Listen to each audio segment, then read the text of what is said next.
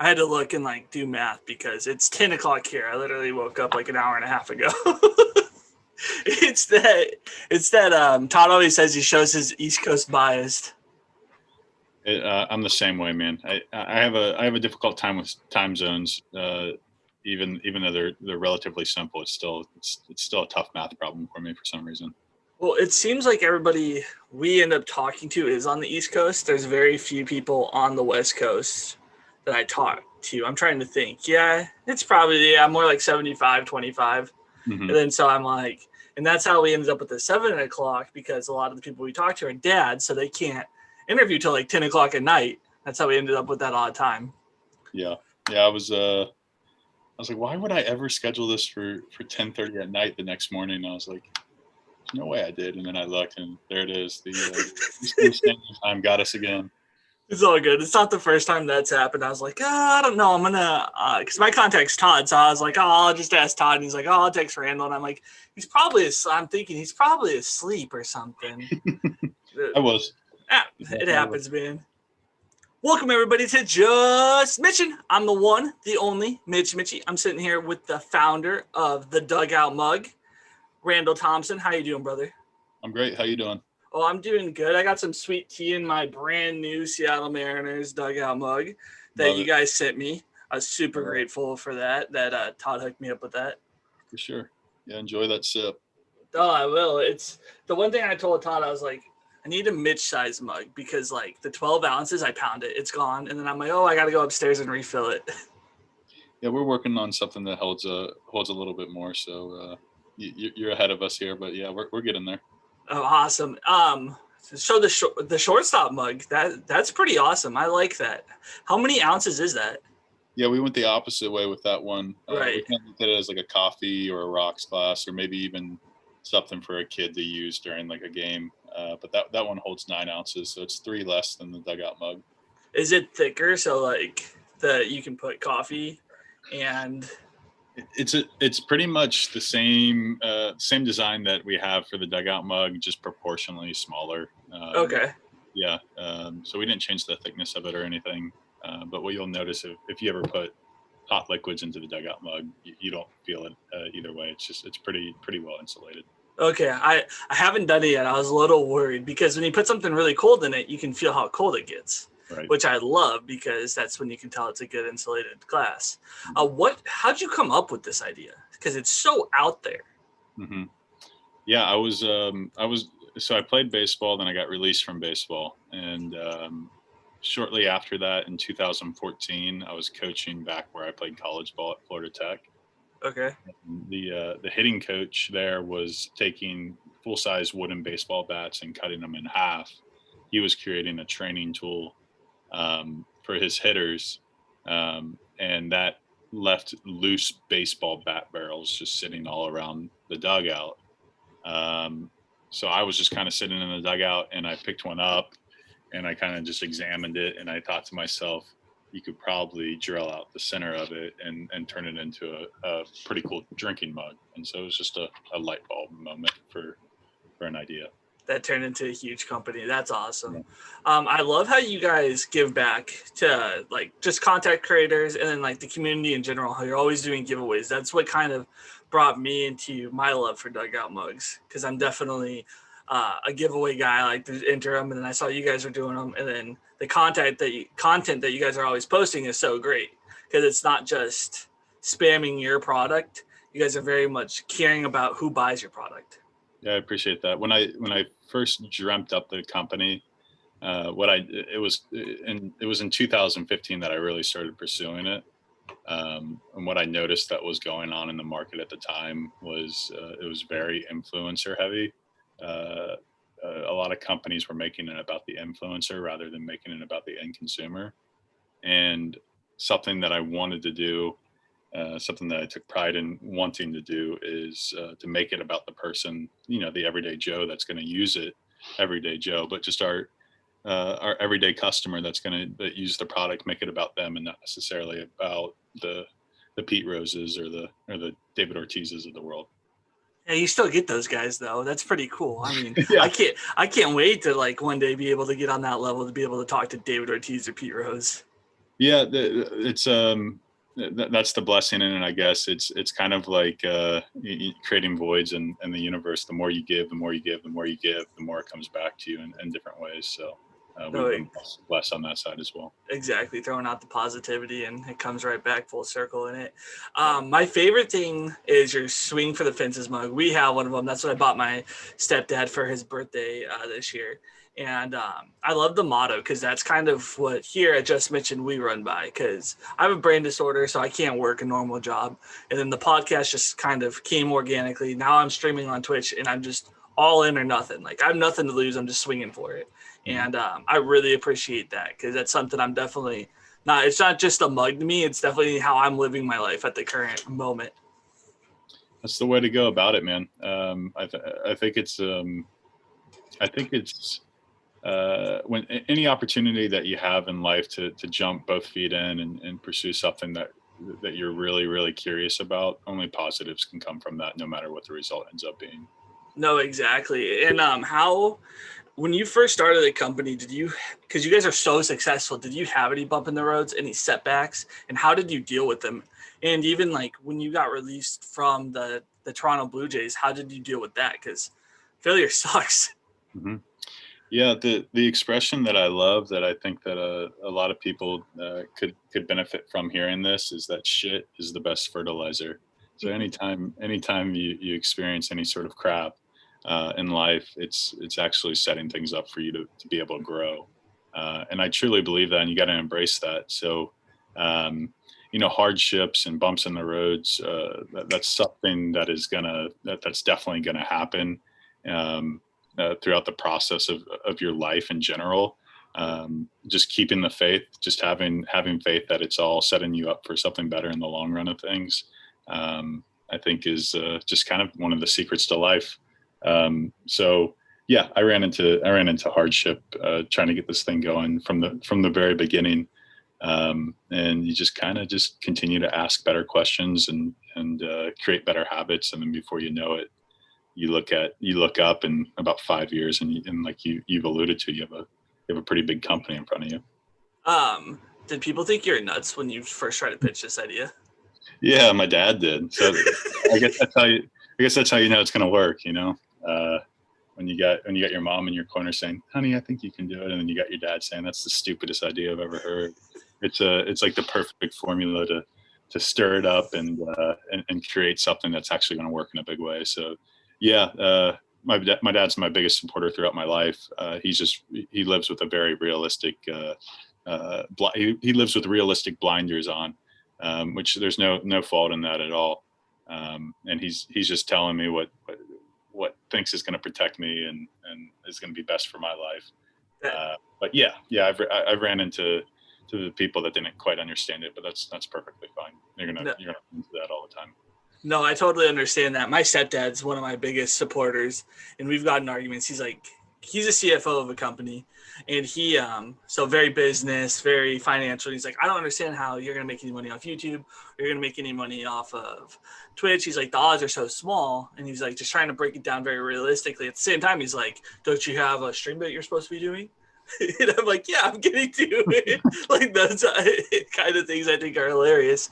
But so I saw on the bottom of the mug, you guys have a patent. How do you deal with companies like Lumberco and Young's that are essentially making the same product as you? How are they getting around that when you have a patent? Yeah, years ago, when I first started pursuing the idea, I pursued the idea with somebody. I founded Lumberlinco with somebody else, and we ended up splitting ways. So now we co-own the patent with them. Okay. And then there's other companies that have tried to make the product, and they successfully have made the product. And typically, it turns into a legal process, and things kind of shake out. Whenever you're working with patents, the only real winners in the whole process are attorneys. But it typically turns into just a legal process whenever somebody's ripping off the patent. Okay, because I saw Young's came out with like a Fernando Tatis, and I'm like, how is that possible? And I was like, oh, this can be a great question for Randall because I've never dealt with patents, so I know nothing about it. Yeah, Um, there's workarounds and all sorts of the legal processes of things, and yeah, it usually just turns into just a legal battle of some sort. so where did your excuse me. It's that steak breakfast I had is like trying to like it's left over from last night. I made steak, mushrooms, and cut up with some onions. It's the first time I ever used a cast iron actually like to Yeah. cook with, and I completely like made it well done. And I hated it because I'm a medium rare guy, and I live in Oregon, so right now I can't use the grill because it's rains. Like we're in the rainy season. But my stepdad had the great idea to put a window in yesterday, and I'm standing out there holding his ladder, and it's pouring on me. What a day! I know we've been redoing the house and stuff, and during the summer he gets busy with baseball. Luckily this year he wasn't too busy because of COVID, because we haven't had anything out baseball out here wise. Florida still it's pretty open, isn't it? Yeah, the everything's kind of back to running the way it's been running. I think it entered into phase 3 like 2 weeks ago or so, which pretty much has just opened up the whole state. Everything seems like it's back to normal around here. We're phase 1. Oh wow! Well, in Washington and Washington County. So I live in Beaverton, which is like right outside of Portland. So we go by their guidelines, which is Multnomah. And so they're still phase 1. Like the thing that drives me the most nuts is movie theaters are closed, bowling alleys are closed, but strip clubs are open. So you can go get a lap dance, but you can't go watch a movie. Yeah, it makes a whole lot of sense. None of it does. I think movie theaters in general are in trouble. They've been in trouble for a while, but this is almost like the what is that expression? The straw that breaks the camel's back. Which sucks because I'm a movie guy. Like yeah, me and my wife are too. Yeah, and especially like on Tuesdays where they're like $5-6 out here, it's something I can go do and waste time of my day. It's beautiful. Mm-hmm. And it's not as fun as watching a movie when you're just watching in your room on TV. Like I already do that on Netflix. Like I'm gonna go like I like the whole experience, getting the popcorn, the loud sounds, and everything. What's your favorite baseball movie? Oh shoot. Like I'm almost obligated to say The Sandlot because of our collaboration with them, with the writer of The Sandlot. I mean, I grew up loving watching The Sandlot, but there was a movie that always spoke to me from the baseball standpoint, and it's really goofy. It's not that popular, and people were probably like, "Why is that your favorite movie?" But for whatever reason, as a kid, I grew up and I watched it every single day during the summer, and I knew it like word for word, and that was Rookie of the Year, where Henry Roden Gardner, slips on the ball. It's a good movie. Great movie, especially when you're a kid and you dream about being in the big leagues, and you kind of see like this thing that will never happen. But you think to yourself as a youngster that maybe I'll break my arm and I'll pitch for the Cubs. So I think I kind of romanticized about that potentially happening to me at a young age, and I just fell in love with that movie. And to this day, whenever I watch it, I just like Brigma. I just die laughing about how much of a goofball he is. I what was it? Icy hot or hot ice? Hot ice. Yeah, unbelievable. I love just thinking about that's making me laugh. And then you have John Candy who's the announcer, which like can't get any better than that. Right. Yeah, I thought it was just a really goofy, funny movie, and I can't think of his name as the real actor, but Bergma is also he's in Home Alone. Yep. Which, like that character that he plays in Home Alone is absolutely hilarious. So, just in general, just that I would say that's probably my favorite baseball. All right. I can respect that one. I am like a big critic on it because I think Bull Durham's the greatest one of all time. Yeah, and I just think it captures the minor leagues like so well. I've never played in the minors, so I don't know, but from watching the minor leagues and like just that grind and the goofiness of it, it seems like that could kind of be it's baseball. Yeah, it is baseball. Yeah, that's a great movie. Yeah, you kind of take like the top 5, Bull Durham being in there, like the consensus top 5, and you kind of just rank them all number 1. It's just so tough. it's so tough to separate the ones that are really, really good and just like the Sandlot and Bull Durham. They just got to be on the same playing field. Yeah, I can respect that. My the one I really dislike, Field of Dreams. A lot of people love that, and I get crap for that. I don't think it's a baseball movie. I think it's a father and son movie. It's a journey. And then It's a feel-good movie, though. What? It's a feel-good movie. Yeah, I mean, it just bores me. And then my favorite oddball one that people give me so much crap about is For Love of the Game. It's a good one.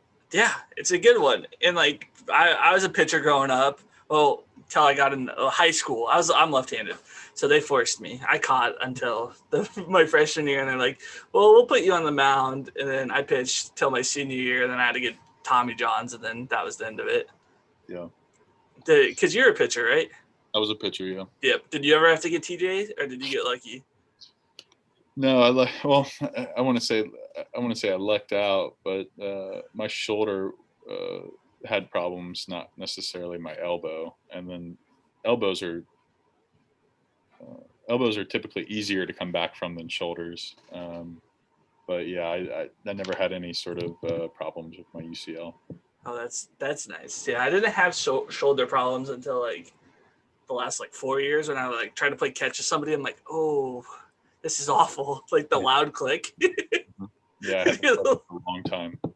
You're I'm way too young for my body not to be working. Who's your baseball team? So if I had to pick one team, I'd pick the Rays. But you're wearing a White Sox hat. Yeah, I have a whole bunch of hats. And that ultimately what it comes down to is I'm a baseball fan. I guess I don't stay partial to one team. If I had to pick one, it would be the Rays, just because this company was started in St. Pete. And that's where the Rays play. And I grew up a Braves fan. I was kind of a Red Sox fan for a little while after I visited Fenway Park. And I used to be a big David Eckstein fan, so I like the Angels for a little bit as well. But if I had to pick a team, I'd say the Rays. But if I'm answering completely honestly, I'm just a baseball fan. And then my business partner makes a pretty clever remark, and he says, "Whoever's buying the most mugs is who I'm a fan of." So I'll pick that answer. That's a good one. I was kind of like that younger, jumped around teams. My dad's a big Brewers fan. My stepdad's a big Cardinals fan. And I was like, well, I don't really like either one of those teams too much. So I ended up liking the Cubs growing up a little bit. Mm-hmm. And then we moved out here. And I was like, well, gosh, the Mariners are terrible right now. So I kind of jumped on this Yankee bandwagon through my teens. And then, I worked in the bars and stuff. So what's always on sports, the Mariners are always on. So then just constantly watching the Mariners, somehow I fell in love. And Ken Griffey Jr. is always my favorite player. And I'm like, how did I end up liking the losingest team in baseball history? Because it's nothing but heartaches. Even this year was a heartache. You think you're going to make the playoffs, and then they start benching everybody, and people are getting hurt left and right.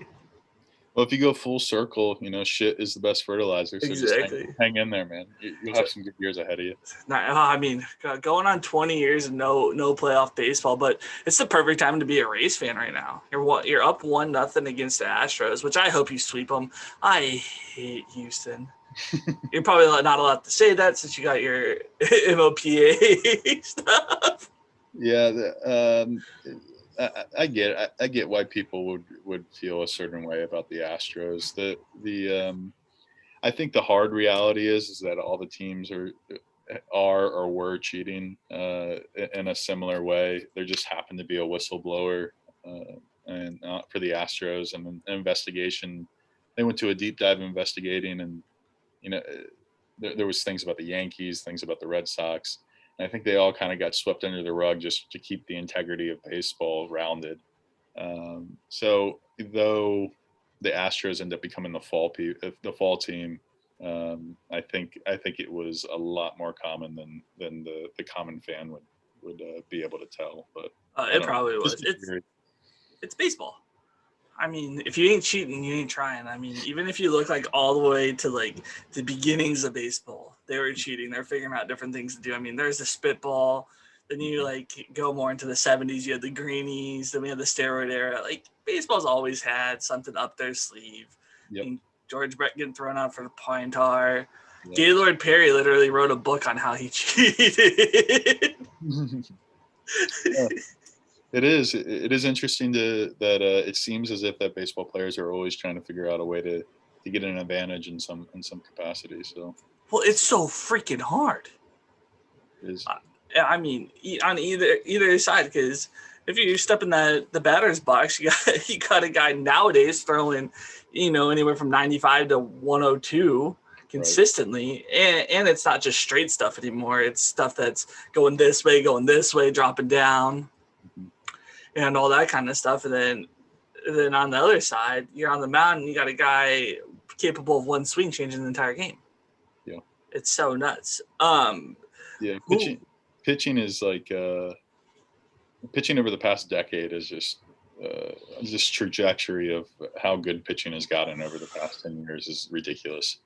Oh yeah, no, our last interview was with Carter Capps, and he now works over at Driveline, and we were talking about how just us being pitchers, how we were trained to how these guys and kids are going over pitching now on such an analytical, mathematical level, when I just had a coach telling me, make sure you plant that front foot a little bit more out, or your trunk's is opening too early, or keep that elbow in. And now they're like Y-axis. He broke it down, and I was like, that makes no sense to me.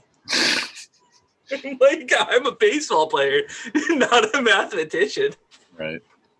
Yeah, it is the direction that things are going, though. The analytics side and the drive lines of the world, they're quantifying things in order to make sure the output comes out. And I don't know. Yeah, I'm with you. I'm more of an old school guy of kind of drink a couple beers, get a little more fat on you, and the ball will probably come out of your hand a little bit better.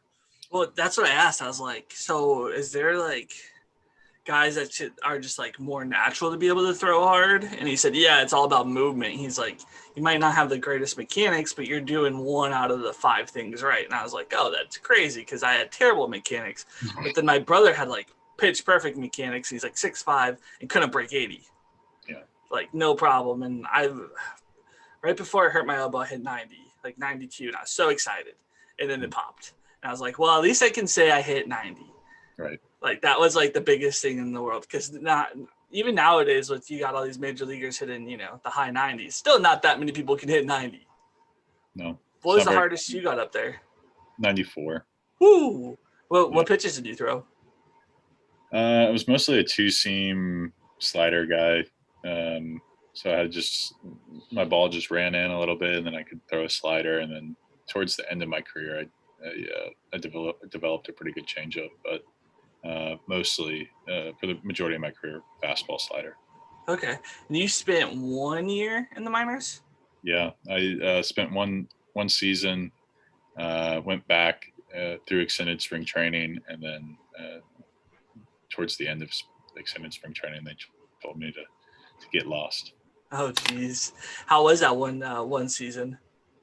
It was a little difficult for me to swallow, in the sense that professional baseball gets a little interesting, just in that it turns into a business, to where, coming off of my college experience, I really enjoyed, and then you kind of get to professional baseball, and it's how much money's invested in you, and it kind of turns into more opportunities for them than the people that don't have money invested in them. But when I look back on it, what it ultimately comes down to, and this is the motto of pro ball: if you don't like it, play better. I wasn't good enough, and I look back on it, it doesn't have anything to do with money invested or not. It just wasn't good enough, and that's why I didn't advance, or that's why I got let go. We would have never had Dugout Mugs if that happened, though. So that's the best. I mean, it sucks that you got let go, but this amazing company got formed out of it. Exactly. Yeah. So I was sitting around the other day, and I told Todd this, and then now I'm going to bring it to you. Have you guys thought about branching out of baseball? Because I was looking at a basketball the other day, and I'm like, you could turn that into a bowl. You take a football, turn it into a bowl. Like, have you guys thought about that? Or no comment? Oh yeah, we've thought about it. We've had discussions where we're gonna, like, the direction that we're going is deep and narrow before we get wide. Okay. And yeah, if we start getting wide before we're ready to get wide, it creates a lot of moving pieces internally that could just make us very wobbly as a company. Maybe someday, but in the near future, baseball drinkware is most likely where we're going to stick around. Perfect. So you guys just dropped the shortstop mug. Is that going to have logos on it as well? Yeah, it's got throwback MLB logos on it. Okay.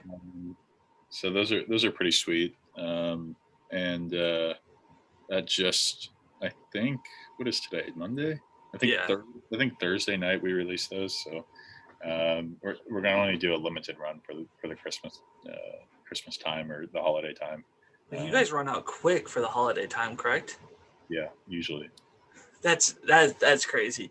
Where did the sugar skull concept come out? Because that thing, it's beautiful. You guys dropped it kind of like right when we're getting into the spooky time of the year, especially with baseball being so Latin American centric.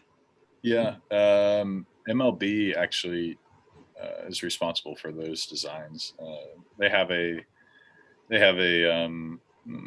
style guide that we can access, and we can look at all sorts of logos and make determinations of what we want to run on our products.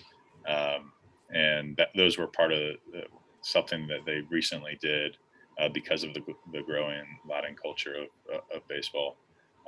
So we looked at it and we said, it kind of aligns with this time of the year, a little, spooky, but also with the growing Latin culture, it kind of just makes sense for us to test them out on our products, and so far they've done well. And how, when you come up with an idea, how much do you have to send everything through to Major League Baseball first for them to approve it and stuff? Yeah. MLB regulates a lot of. They're protecting their brand, so they're regulating a lot of. Before we can go live with anything to the public, they look it over once and make sure that everything looks right. No, I know, especially out of all of them, MLB is very tight with their product, which they have to be. Like it is it's a very American brand, very big brand, global brand, and you don't want it to get tainted by something. I think the thing that, though, I got disappointed with was there's an artist out there, Lauren Taylor, and when Joe Kelly got ejected with Houston, she did a painting about it, and she's MLB PA affiliated, and they canceled it because you have to protect everybody. They canceled the license. They didn't know she got to keep the license. Like, she has her still thing, but they just said you can't. Like, she posted the painting and they said take it down. Okay. Yeah. Well, I understand that. Yeah. No, I get that too. Yeah, it can't be biased. Can't make it lopsided, especially from the Players Association side of things. I get it. Which is so hard because that was such a big moment in 2020, and I get being an artist that you want to capture that. Right. Have you ever had like some funky stuff when people want to have like their self-customized put on a mug? Oh yeah. What's your best story, or can you tell it? Yeah, I mean, just recently we had a guy just so we do photo mugs, and we had a guy send in a photo that was just like a side profile, but literally head to toe nothing. But like it wasn't showing Frank and Beans, and it wasn't showing his butt, but like it was just like, it was the side profile and you couldn't see anything, but we were just like, what, like, why, what is this? And I think he was sending it to his buddy or something, I don't know, but we all got a kick out of it. We're like, what is this? So yeah, that was kind of risque, kind of strange. Yeah, because I'm not surprised that if somebody sent like Frank and Beans to be put on a mug to send to their buddy. I hope not. Like that would be like awful to like see. But would you guys still make it, or would you be like, no, I can't do that? Yeah, we we typically we put word blockers on our website that you can't use certain words. So we do our best to try to protect, I guess, the integrity of the brand, and we don't necessarily want certain things on the mugs and then be associated with our brand name. Right. No, I totally understand that. I just think people can get a little too creative sometimes, especially when you have the photo put up there. What is your favorite mug that design that you guys have done? Oh man. I like if you go onto Amazon, and then they're on our website as well. It's our Hall of Fame line, and it's called the drinking model, and it looks like kind of like your old school Louisville Slugger style of branding with signature. I might actually have one right here. Yeah, I do. But this one's the MLBPA. But it looks like you would actually cut the barrel of the baseball bat off. It's got the player's signature and the name. And it looks legitimately like this one's Pete Alonso. Like I took Pete Alonso's bat and I chopped off the barrel, I hollowed it out, and I turned it into a mug. That's probably my favorite design. I think it's really, really, really neat. Well, no, that's awesome. Because it being a baseball bat, the first thing I did when I got my mug was I have a signed Mitchin bat right here, and I compared the two. I was like, is it really shoe size of one? I'm like, oh yeah, it is, which is awesome because it gives you the feel. The one thing my stepdad said, he showing it off, but he's drinking out of it was so weird for him. He kept spilling. He's like, I'm just not used to having such a big lip, and I'm like, oh, it's too easy to drink out of for me. It just goes right down. Yeah, a lot of people. We polled people that have bought it before, and there's a good amount of percentage of people that don't even drink from it. They just put it on display, and then it is what it is. No, that's what I was gonna say. How much do you think of your consumer base is actually that the mug gets used? Mine's I would say 50-50. I drink out of it, and then I put it right in my collection, right after I wash it. Yep. And then how many people do you just probably get the same orders of people every time a Seattle mug comes out, they buy it because they're collectors? Right.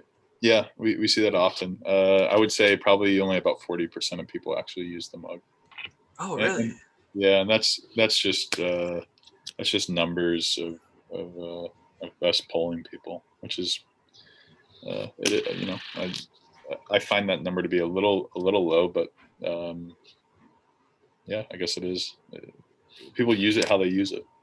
Yeah, I mean, I think it's completely and totally fine to drink out of it. I like it watching a baseball game. It makes me feel there because I'm definitely one of those. I fidget with the ball when I'm watching the game too. Just kind of, we can't be in ballpark, so I want the game to be as close as I can get there. Definitely sucks not being in a major league ballpark at the moment. But going on that question, what's your favorite major league ballpark? Fenway Park. Fenway? Yeah, I want to say that I probably have been to maybe half of the stadiums. Okay. Yeah, Fenway is, and I always said, oh, I love Fenway, but I haven't seen Wrigley yet. And then last summer I went to Wrigley, and still Fenway Park, just that big green monster and just the overall feel of that park, it's just awesome to me. I haven't made it to Fenway yet. It felt weird watching the Yankees Red Sox without fans this year. So odd. Mm-hmm. I mean, I didn't feel too. I watched every Mariners game. I didn't feel too weird watching the Mariners without fans because I mean, normal. They pack about 10,000 in a stadium that holds 48. Yeah. So you get used to that after a while, not seeing too many people there. But it's definitely weird now watching playoff baseball, and the energy just feels off, in my opinion. Yeah, in the beginning, especially in the beginning of the season, they didn't quite have the the fake audience figured out yet. It was really, really off. They've gotten better with it. Sometimes you can kind of, if you kind of just get lost in watching the game, sometimes you kind of feel like there might be, you kind of forget there's not people in the stands based on the fake noise that they've created. But in the beginning, I was like, what is this fake noise? This is awful. But they got a lot better with it. And Fox tried the whole fake fans, in the stands. That was so bad. By that, I thought that was replays at first because I was watching from afar on a treadmill. And I was like, are they showing like recaps of things? And then, I got a little bit closer and I really started looking at it. And I realized they're just fake fans. No, I can't remember. It was early in the season. It was the Mariners' first time at Globe Life Park, and Dave Sims is like, "What the Rangers broadcast like sound guy needs to figure it out." He's like, "It sounds like we're in Game 7 of the World Series." He's like, "It's so loud." He's like, "What?" He's like, "This game right now means nothing." Yeah, He didn't use those words in a sense, but he's like, it wouldn't be this loud here. Are they expecting Game 7 every time? I mean, I think that's the hope. Every owner and everything that's what they want, but it's the Rangers. At the same time, what's your? I mean, we're in the championship series now. Who's your team to go to the World Series? Who are your two teams? I think it's going to end up being the Dodgers and the Rays. That was my call from the very beginning. The Dodgers are just. And that would be fun because the Dodgers and the Rays are kind of opposite in the sense that the Rays are all pitching. I feel like. I mean, they've got some good bats, definitely, but that bullpen and that start, their rotation is phenomenal. Very, very, very. Well, I think the two things that always piece together championships. If you look at the run that the Giants made at that one point where they won like 3 out of 6 years or something. Yeah, like that. every even year. Yeah, it was pitching and chemistry. They had really, really good pitching, and they just had this team that just worked really well together. And I feel like I kind of get that same vibe from the Rays this year. Well, and the Rays are they're so analytical, and it feels like even though Joe Madden's with the Angels now, and he's left 7-8 years ago, it's like he never left because they still do like goofy things that he would come up with. Like I think at one point this year they had like 5 infielders and just had 2 guys in the outfield on a shift, and I'm like, who comes up with that idea? Innovators, I guess. It's interesting. It's an interesting time in transition of baseball because I feel like we're on the forefront of the analytics of things, but we're still living with managers and decision makers that aren't fully in the driver's seat of analytics. There's still like this middle ground. They were talking about Dusty Baker last night, I believe, where they were saying that he buys into the analytics side of things, but he also brings the human element to it. I think as we continue to progress in the game of baseball, it's going to become more and more and more and more analytics. So I think we're kind of in this sweet spot in the game right now that we're going to get further away from as analytics become more of a thing. Which I hope it doesn't, because the manager position won't be as fun. They'll just be full-time babysitters essentially, because the analytic department will tell you who's starting, who needs to come in. And I think the Mariners are very analytic, and that's where I get an argument with my Mariner friends. They'll be like, well, why do you think Scott Servais kept that guy in so long? And I was like, I don't really know if he has the full decision at this point, since they're building a new team and everything. I think they just want to see how far this guy can go. I would agree with you. And like the thing to think about is these betting apps where you can bet in real time what the outcome is going to be. I mean, they've created software or some sort of algorithm or some smart thing. I don't even know what you would call it, but they've created this thing where the house is going to win more times than it's going to lose. It's only a matter of time that a manager is sitting in a dugout and has some sort of decision-making software similar to that it says for the potential best outcome, put this person in the pitch hit or bring this pitcher in for the best possible outcome. Eventually, so the house doesn't lose, so to speak. That'll be interesting. Talking about nuances of the game, do you like the extra inning rule that was input this year? The runner on second? Yeah. Especially coming from the pitcher's perspective. I'd hate it. I'm indifferent about it. I do think no matter what, there's going to be things that are going to continue to push the game. Some might say forward, some might say back, maybe up and down. But there's going to be people that come in and try to innovate to ultimately get more people interested in the game, and that's all that really matters. Is whoever has the attention is going to be the ultimate winner in this whole thing. And if MLB, there's a huge, I think there's a huge disconnect between who's playing the game and who's watching the game, and who knows how long this disconnect's actually going to exist together. So they got to figure out how to get the attention of the younger people. Younger people need to watch the game, and they're probably only going to watch the game if it gets sped up. Yeah, I think this year they did a good job with not having the pitchers had to face at least a minimum of 3 batters. I think that sped the game up a little bit more. My big issue with MLB and like the difference, I totally agree, is when we were growing up, because I'm 28, you're early 30s? Yeah, 31. Okay, so we grew up in the same generation. We very much, the commercials weren't great. Like I thought, like baseball, very much when the internet age came out, they tightened their clamps on everything. Like it's very hard to go on YouTube and type in MLB and it not be just coming from the MLB itself. Mm-hmm. Like they'll copy and infringe anything that isn't theirs. Yeah, that's their biggest mistake, in my opinion.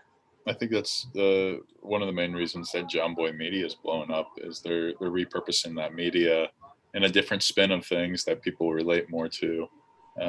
So I think the further they stay away from that and just let him kind of do his thing, the more it's going to pay MLB on the long term of things. So just leave it alone.